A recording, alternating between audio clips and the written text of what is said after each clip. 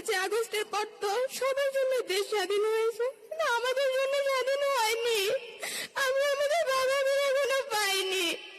যতদিন পর্যন্ত আমার বাবা সহ আমার সকল ছাত্রদের আমরা ফেরত না পাবো, ততদিন পর্যন্ত আমাদের জন্য দেশ স্বাধীন হবে না।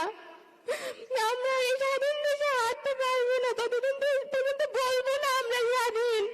কারণ আমরা আমার বাবাদেরকে পাইনি, আমরা তাদের হাতটা ধরতে পারিনি।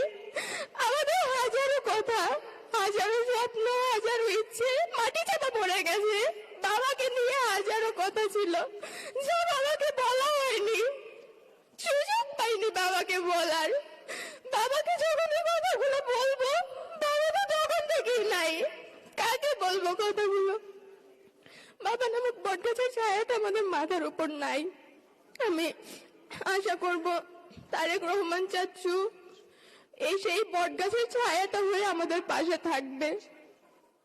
আমার এতটুকুই চাওয়া চাচ্চুর কাছে, তিনি আমাদের পাশে থাকুক, আমাদেরকে একটু দেখুন। আমরা বেশি কিচ্ছু চাই না, আমরা শুধু বাবার আদরটুকু চাই, আর কিচ্ছু আমাদের প্রয়োজন নেই।